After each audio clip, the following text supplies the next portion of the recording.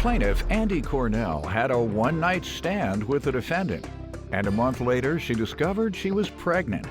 Andy insists the defendant is her child's father, but he has his doubts, so she petitioned the court for a DNA test and is suing for daycare expenses. Defendant Curtis Dawson says a month after he met Andy, he drunk texted her to meet up for sex, and she told him she was on birth control. Curtis claims he has no idea when Andy got pregnant, and that's why he questions whether or not he is her child's father. All rise. This court is now in session. The Honorable Judge Greg Mathis presiding.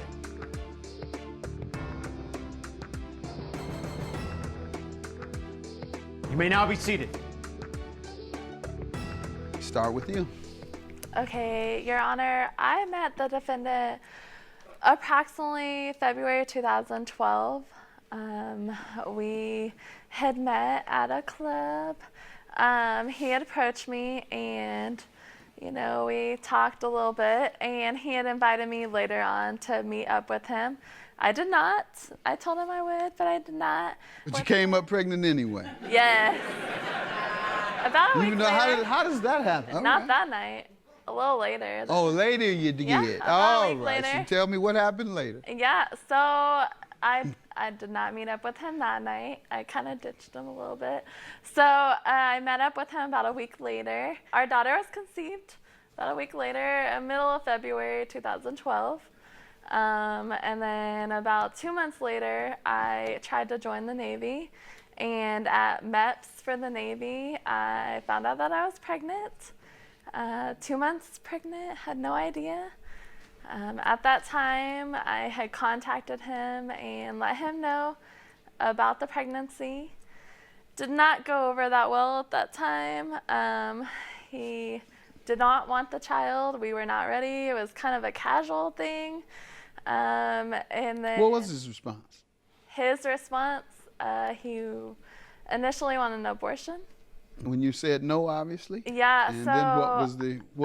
I explored those options with the life choices. That was not at all something that I wanted to do at that time. Right, it's your body, you're the woman, right. Right, yeah, so I chose to keep the child.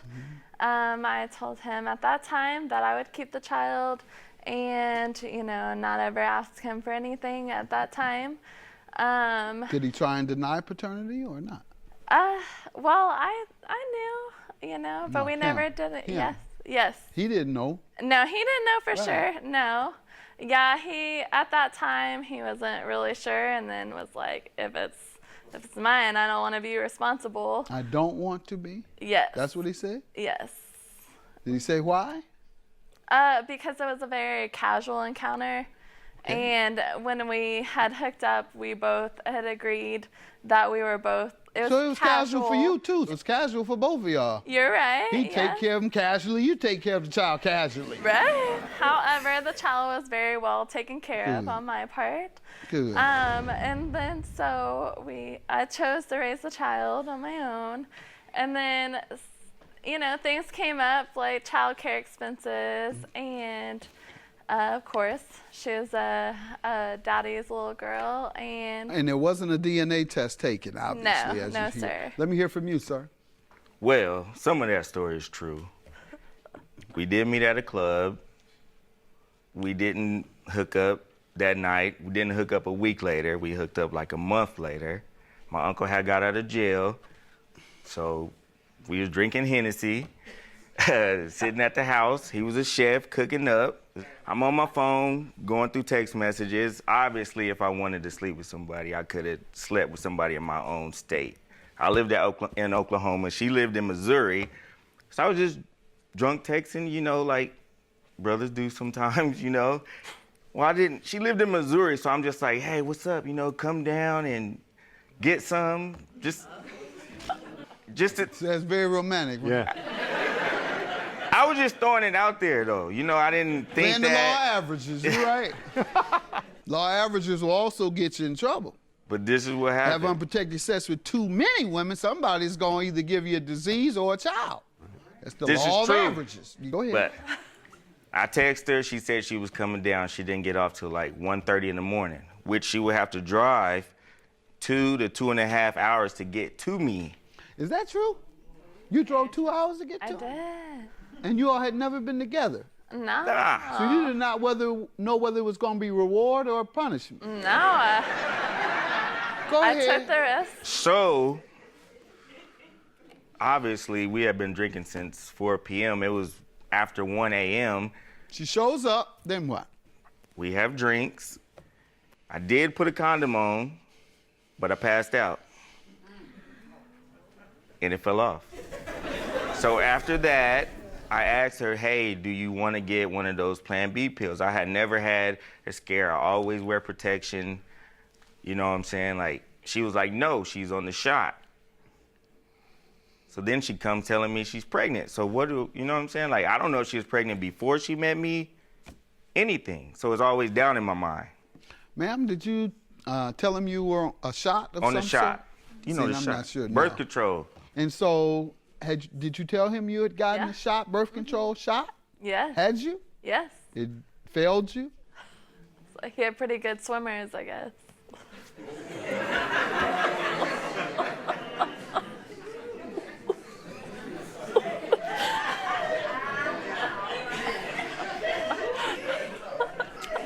Okay. Anything else? When she first notified you, how did you react? I was angry. You know what I'm saying? I had it planned out. I never had a scare. You know, I always was protected. You know, I wanted to be there, like with a woman, a wife, you know, have it all planned out. Yep. And I just thought I was set up, you know? If you ain't had your cycle as a female, you know something's wrong with I was somebody. gonna go there, but I don't know enough about the female body, and you don't either. So I leave read it up alone. after it. You read it. After every, okay. yes. My doctor tells me to stay off the internet Dang. about I did medical, too. I started about going medical dizzy issues. reading all that stuff.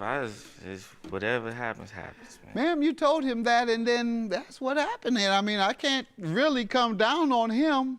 He wore a condom, and you had told him you had taken the shot. So he did everything that I think a mature man would do. Thank you. So whatever may have occurred, perhaps it was God's will. If he's the father. And I can marry you all today if that's the case. Nah. You say you wanted a No. stable household. Didn't you hear that? Yeah, I heard that. He said, I want it all planned, Your Honor. I want to do it right. Yeah. Things don't go as I want, planned. no, it's not too late. We can put it together. No, sir. I'm all right. Now, let me hear about the child care expenses you're suing him for. Starting in December 2017, I moved to Kansas City, Missouri area. Child care expenses were much more than what it was before. I paid about $3,300 from December to June. I had asked him in December to start supporting and helping out with daycare expenses. You're going to take care of your child once we prove it's his, correct? Yes, sir. Yes. All right, and you're saying the daycare expenses are $1,650? Yes, If it's sir. not his child, which we'll know very shortly, you know that he is not liable for that, right? Correct. But he has said he will pay and he feels liable if it is his child. So that's the good news. Let's go and see the paternity test. You have any other children? No, sir. You got a main woman now or a committed relationship? No, sir. I'm single. Yeah. All right, we'll get you a woman with one child because then she'll have a child and you'll have a child. How you know? Because you're the father. Curtis Dawson is the father. That's how I know. I told you, man. And he has agreed to pay. Have a I told good day. you. She looks Congratulations exactly to you like both. you, man. She looks exactly like you. I told you. I'm glad that we found out for sure that he is the father of Miss Ava Blue. I would say you did a great job of raising her by yourself. Now it's time for me to help you.